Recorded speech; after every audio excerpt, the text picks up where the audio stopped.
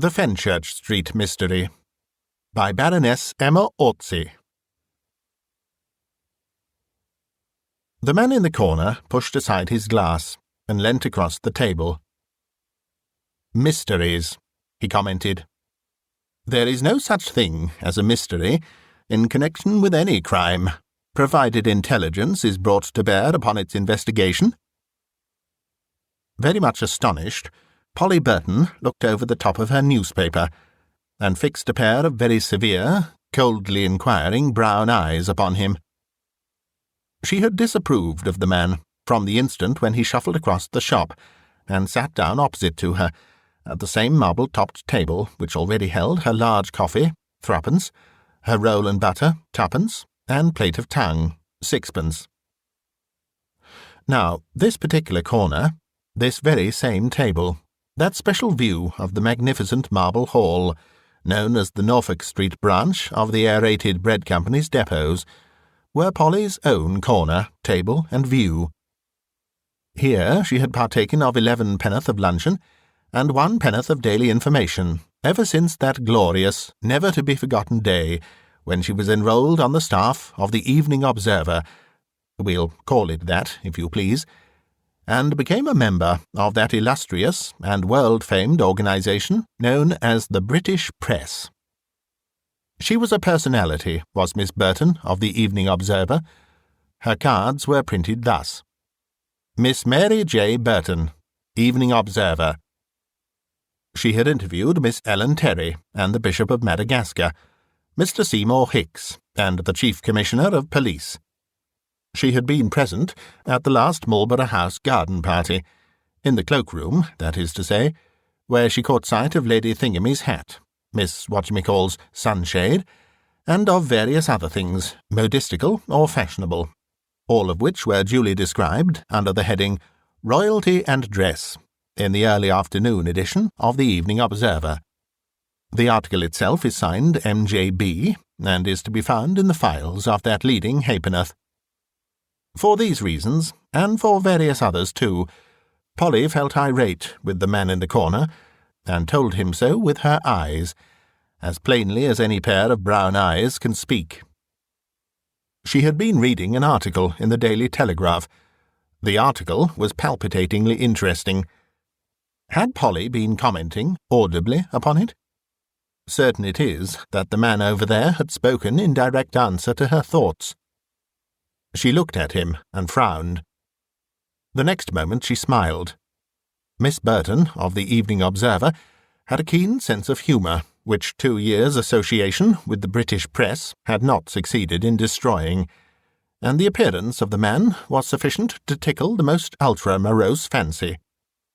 Polly thought to herself that she had never seen anyone so pale, so thin, with such funny, light-coloured hair, brushed very smoothly across the top of a very obviously bald crown. He looked so timid and nervous as he fidgeted incessantly with a piece of string, his long, lean, and trembling fingers tying and untying it into knots of wonderful and complicated proportions.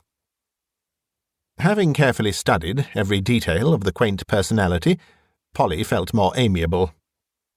"And yet," she remarked kindly, but authoritatively, "this article, in an otherwise well-informed journal, will tell you that, even within the last year, no fewer than 6 crimes have completely baffled the police, and the perpetrators of them are still at large." "Pardon me," he said gently, "I never for a moment ventured to suggest that there were no mysteries to the police. I merely remarked that there were none where intelligence was brought to bear upon the investigation of crime." "Not even in the Fenchurch Street mystery, I suppose?" she asked sarcastically. "Least of all in the so-called Fenchurch Street mystery," he replied quietly. Now, the Fenchurch Street mystery, as that extraordinary crime had popularly been called, had puzzled, as Polly well knew, the brains of every thinking man and woman for the last 12 months. It had puzzled her not inconsiderably. She had been interested, fascinated. She had studied the case, formed her own theories, thought about it all often and often, had even written 1 or 2 letters to the press on the subject, suggesting, arguing, hinting at possibilities and probabilities, adducing proofs which other amateur detectives were equally ready to refute.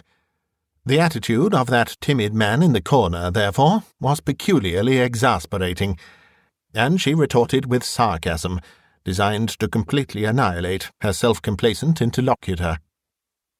"What a pity it is, in that case, that you do not offer your priceless services to our misguided, though well-meaning police." "Isn't it?" he replied, with perfect good humour. "Well, you know, for one thing, I doubt if they would accept them. And in the second place, my inclinations and my duty would, were I to become an active member of the detective force, nearly always be in direct conflict. As often as not, my sympathies go to the criminal who is clever and astute enough to lead our entire police force by the nose. I don't know how much of the case you remember," he went on quietly. "It certainly at first began even to puzzle me. On the 12th of last December, a woman, poorly dressed, but with an unmistakable air of having seen better days, gave information at Scotland Yard of the disappearance of her husband, William Kershaw, of no occupation, and apparently of no fixed abode. She was accompanied by a friend, a fat, oily-looking German, and between them they told a tale which set the police immediately on the move. It appears that on the 10th of December, at about 3 o'clock in the afternoon, Karl Müller, the German, called on his friend William Kershaw for the purpose of collecting a small debt, some £10 or so, which the latter owed him. On arriving at the squalid lodging in Charlotte Street, Fitzroy Square, he found William Kershaw in a wild state of excitement, and his wife in tears. Müller attempted to state the object of his visit, but Kershaw, with wild gestures, waved him aside, and, in his own words, flabbergasted him by asking him point-blank for another loan of £2, which sum, he declared, would be the means of a speedy fortune for himself and the friend who would help him in his need. After a quarter of an hour spent in obscure hints, Kershaw, finding the cautious German obdurate, decided to let him into the secret plan, which, he averred, would place thousands into their hands. Instinctively, Polly had put down her paper. The mild stranger, with his nervous air and timid, watery eyes, had a peculiar way of telling his tale, which somehow fascinated her. "I don't know," he resumed, "if you remember the story which the German told to the police, and which was corroborated in every detail by the wife, or widow. Briefly, it was this. Some 30 years previously, Kershaw, then 20 years of age and a medical student at one of the London hospitals, had a chum named Barker, with whom he roomed, together with another. This other, so it appears, brought home one evening a very considerable sum of money, which he had won on the turf, and the following morning he was found murdered in his bed. Kershaw, fortunately for himself, was able to prove a conclusive alibi. He had spent the night on duty at the hospital. As for Barker, he had disappeared. That is to say, as far as the police were concerned, but not as far as the watchful eyes of his friend Kershaw were able to spy. At least, so the latter said. Barker very cleverly contrived to get away out of the country, and, after sundry vicissitudes, finally settled down in Vladivostok, in eastern Siberia, where, under the assumed name of Smethurst, he built up an enormous fortune by trading in furs. Now, mind you, everyone knows Smethurst, the Siberian millionaire. Kershaw's story that he had once been called Barker, and had committed a murder 30 years ago, was never proved, was it? I am merely telling you what Kershaw said to his friend the German, and to his wife, on that memorable afternoon of December the 10th. According to him, Smethurst had made one gigantic mistake in his clever career. He had, on 4 occasions, written to his late friend, William Kershaw. 2 of these letters had no bearing on the case, since they were written more than 25 years ago, and Kershaw, moreover, had lost them, so he said, long ago. According to him, however, the first of these letters was written when Smethurst, alias Barker, had spent all the money he had obtained from the crime, and found himself destitute in New York. Kershaw, then in fairly prosperous circumstances, sent him a £10 note for the sake of old times. The second, when the tables had turned, and Kershaw had begun to go downhill, Smethurst, as he then already called himself, sent his whilom friend £50. After that, as Muller gathered, Kershaw had made sundry demands on Smethurst's ever-increasing purse, and had accompanied these demands by various threats, which, considering the distant country in which the millionaire lived, were worse than futile. But now the climax had come, and Kershaw, after a final moment of hesitation, handed over to his German friend the 2 last letters purporting to have been written by Smethurst, and which, if you remember, played such an important part in the mysterious story of this extraordinary crime. "I have a copy of both these letters here," added the man in the corner, as he took out a piece of paper from a very worn-out pocket-book, and, unfolding it very deliberately, he began to read. "Sir, your preposterous demands for money are wholly unwarrantable. I have already helped you quite as much as you deserve. However, for the sake of old times, and because you once helped me when I was in a terrible difficulty, I am willing to once more let you impose upon my good nature. A friend of mine here, a Russian merchant to whom I have sold my business, starts in a few days for an extended tour to many European and Asiatic ports in his yacht, and has invited me to accompany him as far as England. Being tired of foreign parts, and desirous of seeing the old country once again after 30 years' absence, I have decided to accept his invitation. I don't know when we may actually be in Europe, but I promise you that as soon as we touch a suitable port, I will write to you again, making an appointment for you to see me in London. But remember that if your demands are too preposterous, I will not for a moment listen to them, and that I am the last man in the world to submit to persistent and unwarrantable blackmail. I am, sir, yours truly, Francis Smethurst." "The second letter was dated from Southampton," continued the old man in the corner, calmly, "and, curiously enough, was the only letter which Kershaw professed to have received from Smethurst of which he had kept the envelope, and which was dated. It was quite brief," he added, referring once more to his piece of paper. "Dear Sir, referring to my letter of a few weeks ago, I wish to inform you that the Saskia Sailor will touch at Tilbury on Tuesday next, the 10th. I shall land there, and immediately go up to London by the first train I can get. If you like, you may meet me at Fenchurch Street Station, in the first-class waiting-room, in the late afternoon. Since I surmise that after 30 years' absence my face may not be familiar to you, I may as well tell you that you will recognize me by a heavy astrakhan fur coat which I shall wear, together with a cap of the same. You may then introduce yourself to me, and I will personally listen to what you may have to say. Yours faithfully, Francis Smethurst." It was this last letter which had caused William Kershaw's excitement and his wife's tears.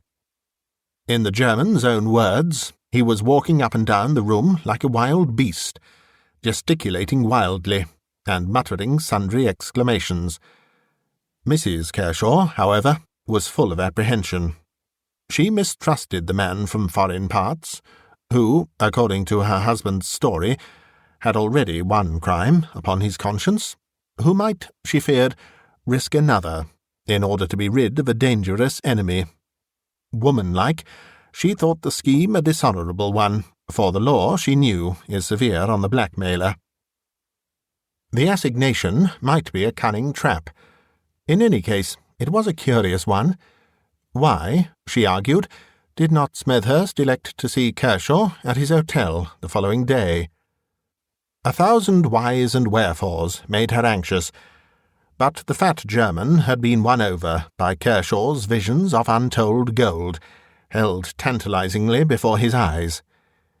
He had lent the necessary £2, with which his friend intended to tidy himself up a bit before he went to meet his friend the millionaire. Half an hour afterwards, Kershaw had left his lodgings, and that was the last the unfortunate woman saw of her husband, or Müller, the German, of his friend. Anxiously his wife waited that night, but he did not return. The next day she seems to have spent in making purposeless and futile inquiries about the neighbourhood of Fenchurch Street, and on the 12th she went to Scotland Yard, gave what particulars she knew, and placed in the hands of the police the 2 letters written by Smethurst. The man in the corner had finished his glass of milk. His watery blue eyes looked across at Miss Polly Burton's eager little face, from which all traces of severity had now been chased away by an obvious and intense excitement. "It was only on the 31st, he resumed after a while, that a body, decomposed past all recognition, was found by 2 lightermen in the bottom of a disused barge.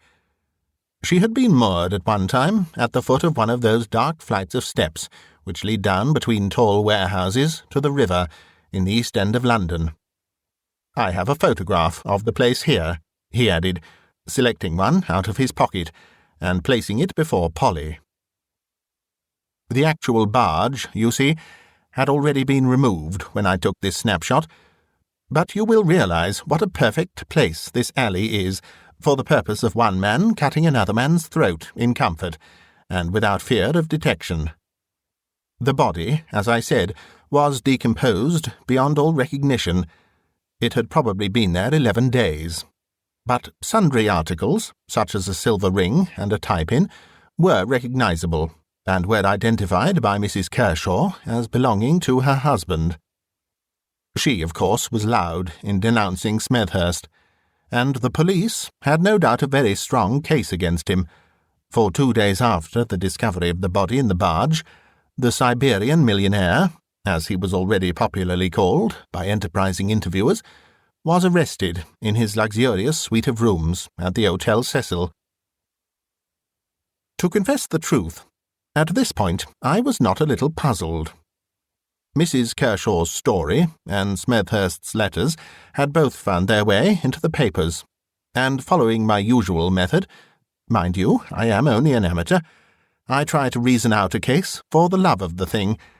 I sought about for a motive for the crime which the police declared Smethurst had committed. To effectually get rid of a dangerous blackmailer was the generally accepted theory. Well, did it ever strike you how paltry that motive really was? Miss Polly had to confess, however, that it had never struck her in that light. Surely a man who had succeeded in building up an immense fortune by his own individual efforts was not the sort of fool to believe that he had anything to fear from a man like Kershaw. He must have known that Kershaw held no damning proofs against him, not enough to hang him, anyway. "Have you ever seen Smethurst?" he added, as he once more fumbled in his pocket-book. Polly replied that she had seen Smethurst's picture in the illustrated papers at the time. Then he added, placing a small photograph before her, "What strikes you most about the face?" "Well, I think its strange, astonished expression, due to the total absence of eyebrows, and the funny foreign cut of the hair. So close that it almost looks as if it had been shaved. Exactly. That is what struck me most when I elbowed my way into the court that morning, and first caught sight of the millionaire in the dock. He was a tall, soldierly-looking man, upright in stature, his face very bronzed and tanned. He wore neither moustache nor beard. His hair was cropped quite close to his head, like a Frenchman's. But, of course, what was so very remarkable about him was that total absence of eyebrows, and even eyelashes, which gave the face such a peculiar appearance. As you say, a perpetually astonished look. He seemed, however, wonderfully calm. He had been accommodated with a chair in the dock, being a millionaire, and chatted pleasantly with his lawyer, Sir Arthur Inglewood, in the intervals between the calling of the several witnesses for the prosecution. Whilst during the examination of these witnesses he sat quite placidly, with his head shaded by his hand.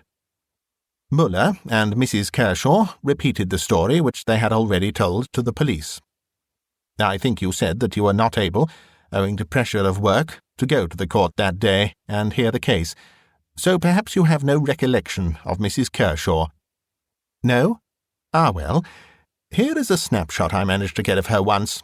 That is her, exactly as she stood in the box, overdressed, in elaborate crape, with a bonnet which once had contained pink roses, and to which a remnant of pink petals still clung obtrusively amidst the deep black.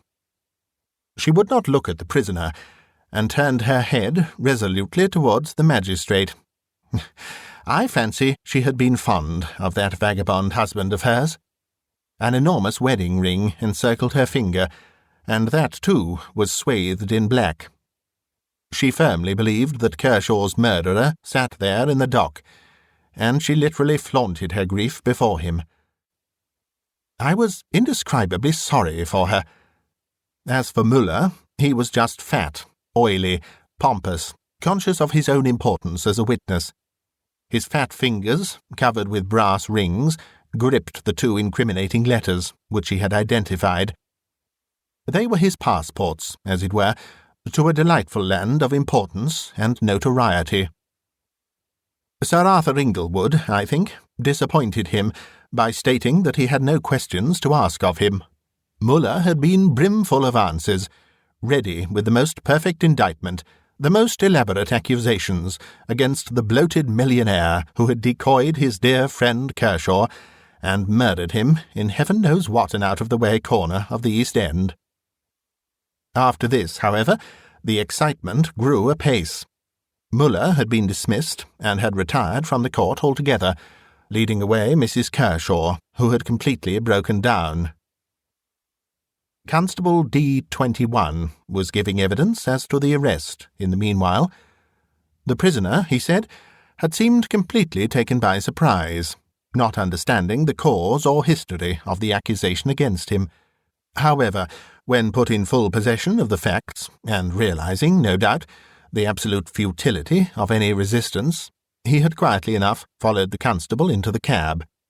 No one at the fashionable and crowded Hotel Cecil had even suspected that anything unusual had occurred. Then a gigantic sigh of expectancy came from every one of the spectators. The fun was about to begin. James Buckland, a porter at Fenchurch Street Railway Station, had just sworn to tell all the truth, etc. After all, it did not amount to much. He said that at 6 o'clock in the afternoon of December the 10th, in the midst of one of the densest fogs he ever remembers, the 5.5 from Tilbury steamed into the station, being just about an hour late. He was on the arrival platform, and was hailed by a passenger in a first-class carriage. He could see very little of him beyond an enormous black fur coat and a travelling cap of fur also. The passenger had a quantity of luggage, all marked FS, and he directed James Buckland to place it all upon a 4-wheeled cab, with the exception of a small handbag, which he carried himself.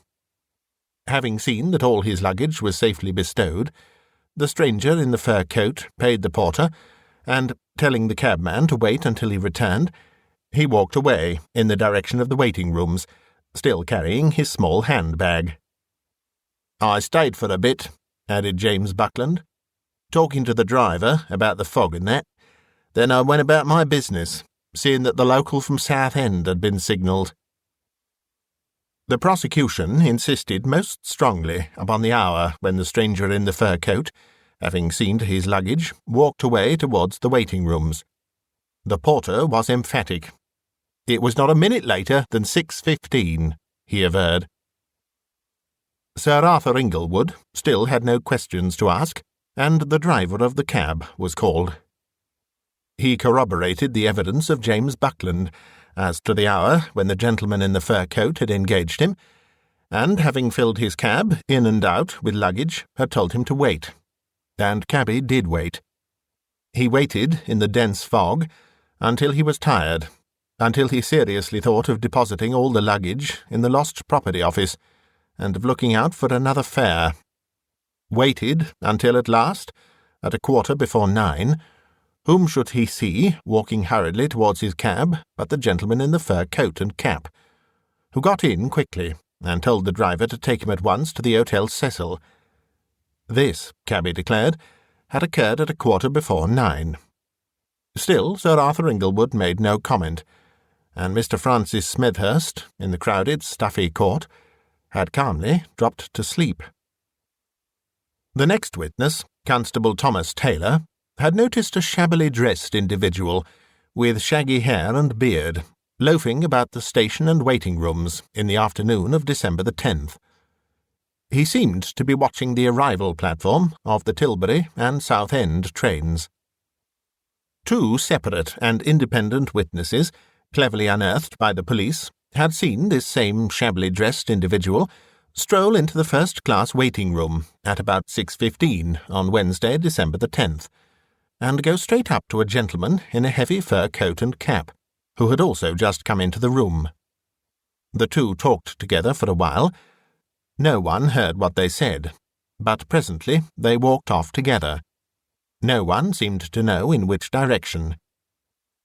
Francis Smethurst was rousing himself from his apathy. He whispered to his lawyer, who nodded with a bland smile of encouragement. The employees of the Hotel Cecil gave evidence as to the arrival of Mr. Smethurst at about 9:30 p.m. on Wednesday, December the 10th, in a cab with a quantity of luggage, and this closed the case for the prosecution. Everybody in that court already saw Smethurst mounting the gallows. It was uninterested curiosity which caused the elegant audience to wait and hear what Sir Arthur Inglewood had to say. He, of course, is the most fashionable man in the law at the present moment. His lolling attitudes, his drawling speech, are quite the rage, and imitated by the gilded youth of society. Even at this moment, when the Siberian millionaire's neck literally and metaphorically hung in the balance, an expectant titter went round the fair spectators, as Sir Arthur stretched out his long, loose limbs and lounged across the table. He waited to make his effect. Sir Arthur is a born actor, and there is no doubt that he made it, when, in his slowest, most drawly tones, he said quietly, "With regard to this alleged murder of one William Kershaw, on Wednesday, December the 10th, between 6:15 and 8:45 p.m., Your Honour, I now propose to call two witnesses who saw this same William Kershaw alive on Tuesday afternoon, December the 16th, that is to say, 6 days after the supposed murder." It was as if a bombshell had exploded in the court. Even His Honour was aghast, and I am sure the lady next to me only recovered from the shock of the surprise in order to wonder whether she need put off her dinner party after all. As for me, added the man in the corner, with that strange mixture of nervousness and self-complacency which had set Miss Polly Burton wondering. Well, you see, I had made up my mind long ago where the hitch lay in this particular case, and I was not so surprised as some of the others. Perhaps you remember the wonderful development of the case, which so completely mystified the police, and in fact everybody except myself. Torriani and a waiter at his hotel in the Commercial Road both deposed that at about 3:30 p.m. on December the 10th, A shabbily dressed individual lolled into the coffee-room and ordered some tea.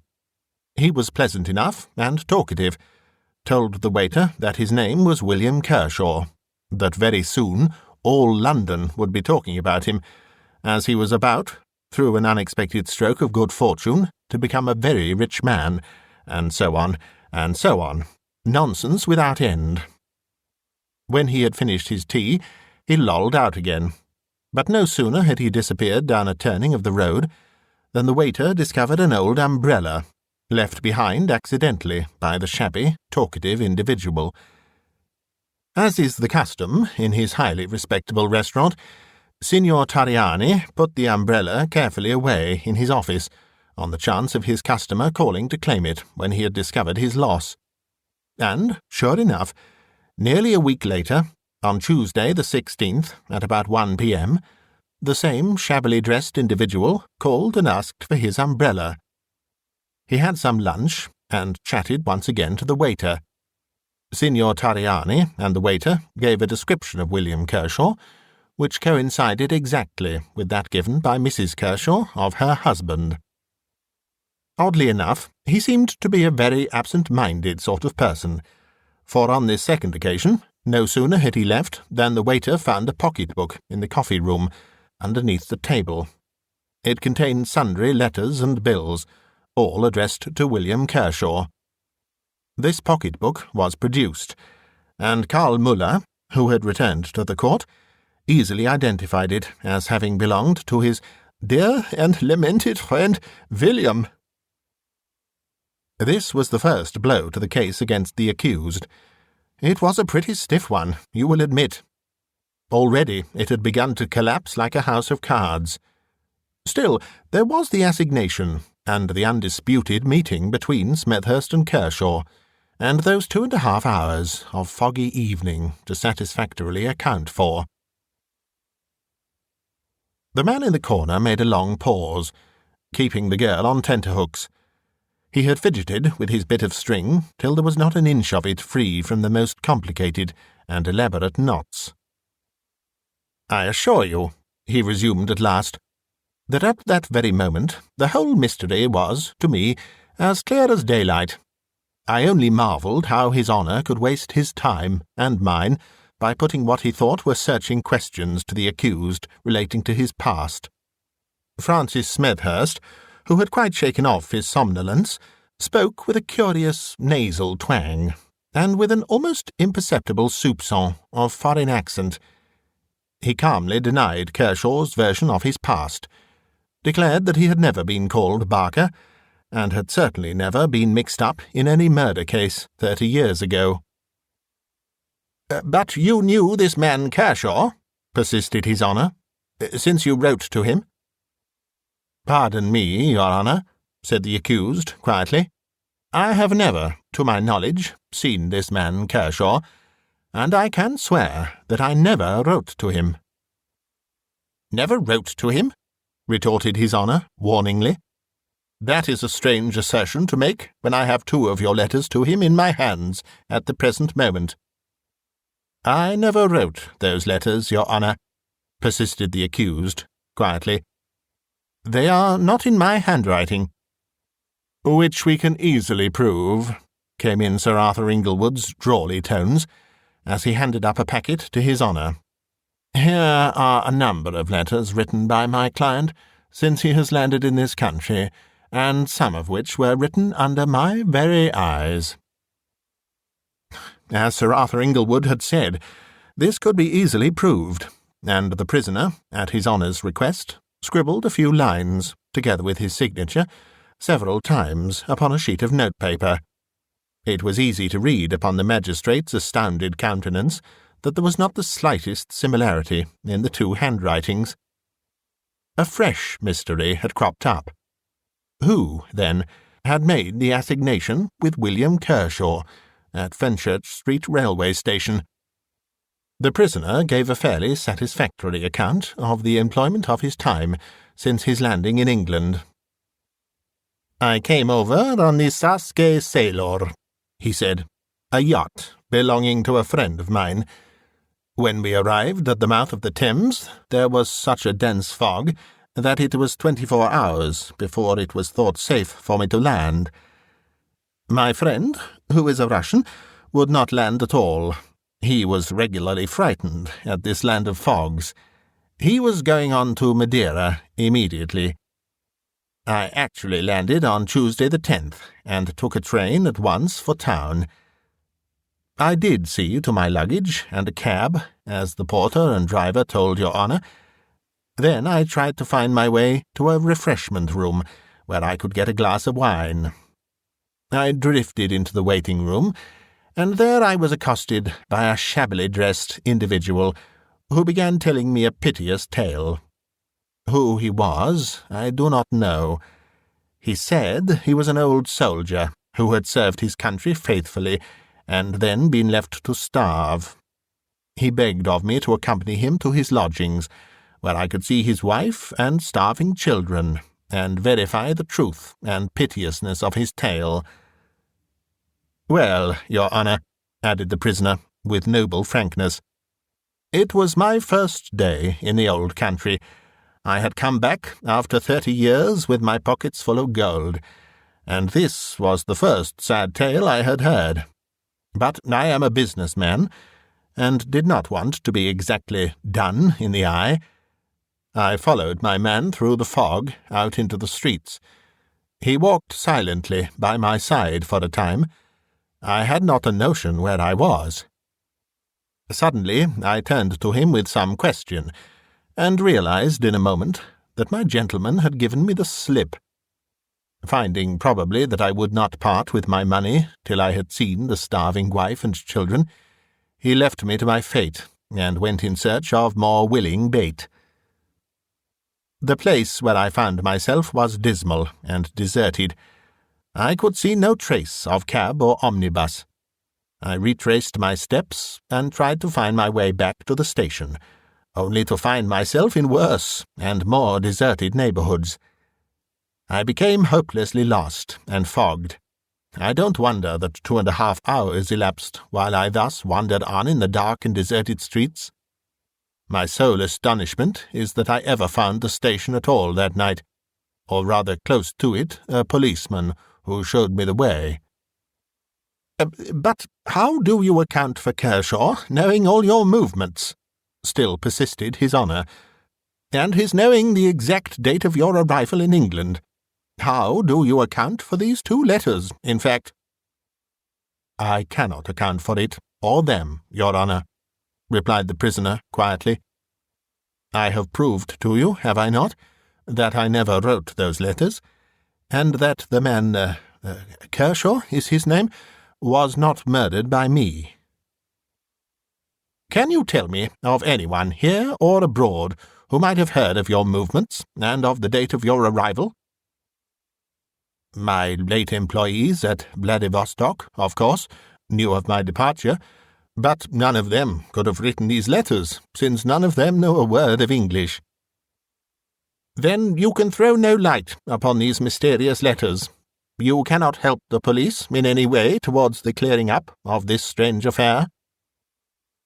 The affair is as mysterious to me as to your honour, and to the police of this country. Francis Smethurst was discharged, of course. There was no semblance of evidence against him sufficient to commit him for trial. The 2 overwhelming points of his defence, which had completely routed the prosecution, were, firstly, the proof that he had never written the letters making the assignation, and secondly, the fact that the man supposed to have been murdered on the 10th was seen to be alive and well on the 16th. But then, who in the world was the mysterious individual who had apprised Kershaw of the movements of Smethurst, the millionaire? The man in the corner cocked his funny thin head on one side, and looked at Polly. Then he took up his beloved bit of string, and deliberately untied every knot he had made in it. When it was quite smooth, he laid it out upon the table. I will take you, if you like, point by point along the line of reasoning which I followed myself, and which will inevitably lead you, as it led me, to the only possible solution of the mystery. "First, take this point," he said, with nervous restlessness, once more taking up his bit of string, and forming, with each point raised, a series of knots, which would have shamed a navigating instructor. Obviously, it was impossible for Kershaw not to have been acquainted with Smethurst, since he was fully apprised of the latter's arrival in England by 2 letters. Now, it was clear to me from the first that no one could have written those 2 letters except Smethurst. You will argue that those letters were proved not to have been written by the man in the dock. Exactly. Remember, Kershaw was a careless man. He had lost both envelopes. To him, they were insignificant. Now, it was never disproved that those letters were written by Smethurst. "But," suggested Polly. "Wait a minute," he interrupted, while knot number 2 appeared upon the scene. It was proved that 6 days after the murder, William Kershaw was alive and visited the Torriani Hotel, where already he was known, and where he conveniently left a pocket-book behind, so that there should be no mistake as to his identity. But it was never questioned where Mr. Francis Smethurst, the millionaire, happened to spend that very same afternoon. "Surely you don't mean—" gasped the girl. "One moment, please," he added triumphantly. "How did it come about that the landlord of the Torriani Hotel was brought into court at all? How did Sir Arthur Inglewood, or rather his client, know that William Kershaw had, on those 2 memorable occasions, visited the hotel, and that its landlord could bring such convincing evidence forward that would forever exonerate the millionaire from the imputation of murder? Surely, she argued, the usual means, the police. The police had kept the whole affair very dark until the arrest at the Hotel Cecil. They did not put into the papers the usual, if anyone happens to know of the whereabouts, etc., etc. Had the landlord of that hotel heard of the disappearance of Kershaw through the usual channels, he would have put himself in communication with the police. Sir Arthur Inglewood produced him. How did Sir Arthur Inglewood come on his track? Surely you don't mean— Point number 4, he resumed imperturbably. Mrs. Kershaw was never requested to produce a specimen of her husband's handwriting. Why? Because the police, clever as you say they are, never started on the right tack. They believed William Kershaw to have been murdered. They looked for William Kershaw. On December the 31st, what was presumed to be the body of William Kershaw was found by 2 lightermen. I have shown you a photograph of the place where it was found. Dark and deserted it is in all conscience, is it not? Just the place where a bully and a coward would decoy an unsuspecting stranger, murder him first, then rob him of his valuables, his papers, his very identity, and leave him there to rot. The body was found in a disused barge which had been moored some time against the wall at the foot of these steps. It was in the last stages of decomposition, and, of course, could not be identified.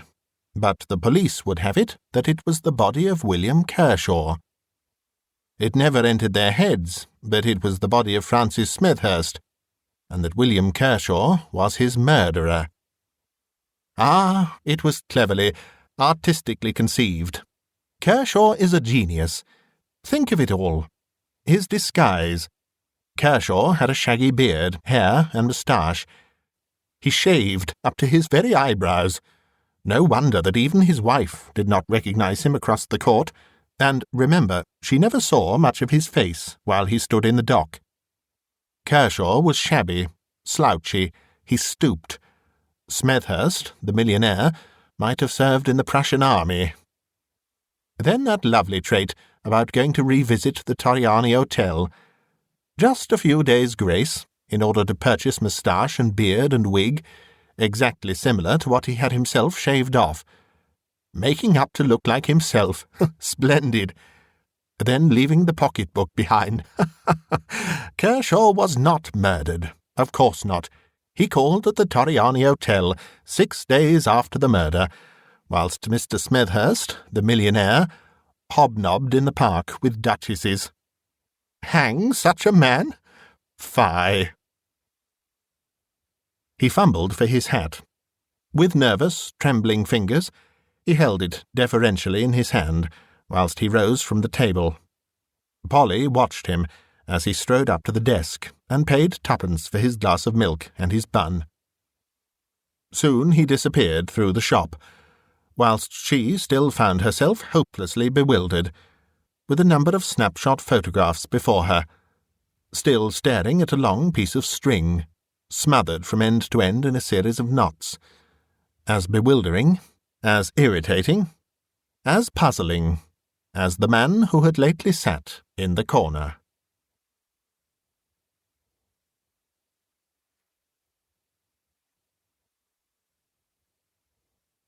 You've been listening to a bite-sized audiobook, read by Simon Stanhope.